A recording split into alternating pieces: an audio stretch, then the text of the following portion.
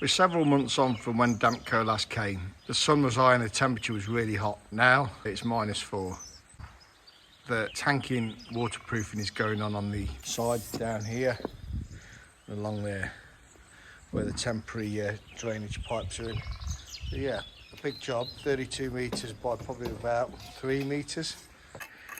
So one of the first jobs that Dan is doing here is he's putting this fillet on where the Nudura meets this this toe of the reinforcing slab, and that means that when they put their compound on, which they're going to paint on, it will give a nice radius and a sweep down, so the water, if ever it does come up against a building, can come down over the top and then exit down into the land drain, which is going down there. This is the Newton 109 liquid compound going on now, the liquid membrane, and as you can see close up, it's really thick stuff. It sticks really well, the adhesion's good, and it dries relatively quickly.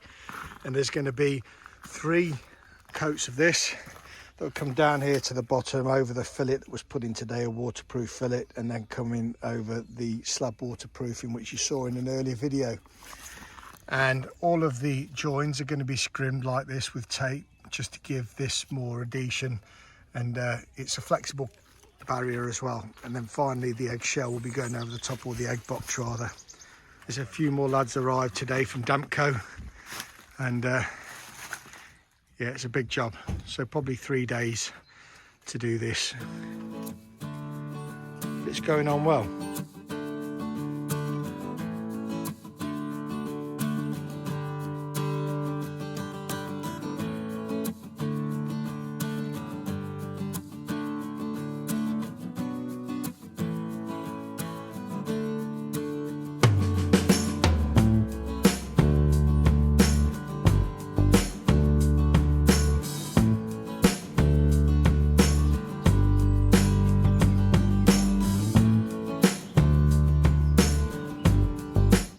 So this is the morning after the morning, 24 hours on, and they put 2 coats of the Newton 109 product on, and it's gone on really well. It's stuck really well.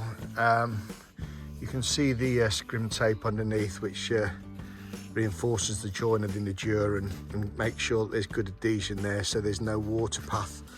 But yeah, it's a good job. It goes up there to underneath where the down pipes are coming in. There's a few bits that will be touched up later on. These are the service entry points for the water and electric.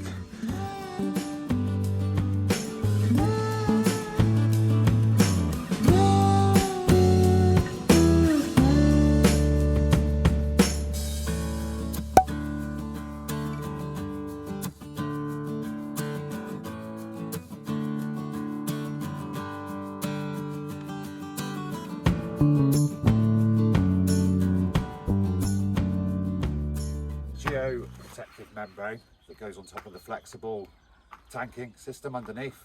This goes over the top and ready for your backfill. You can put any backfill up against it. Council checking up on me again, making sure I'm putting the land drains in. It's a nice dry morning, and I've got the geotextile down yesterday with a little bit of pea gravel that's clean. George is bringing 15 tonne today, and he's going to pour it just there at the top.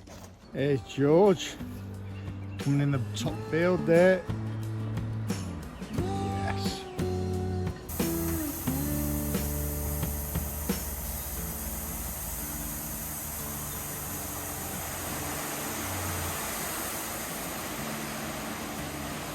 There he goes off again. Always great to see George. We are making the filter stone sort of sock that goes around the land drain. Sock. And yeah, we make it like a giant sausage, and then we cover it with the teram, or the geotextile, and then we've got 2 loads of 75mm clean coming from Brunel, who we went to see the other day, and yeah, they've got an impressive setup with recycled stone. So that's 2 20-tonne loads of that coming, and then that will see us out for the rest of the day, and then we'll start to stockpile that for when Glyn has finished drilling his corn, whatever that means. When the weather's better. Yeah, when the weather's better. All right, Glyn. I'm fine, thank you. Doing his balancing act. Check out the wheels.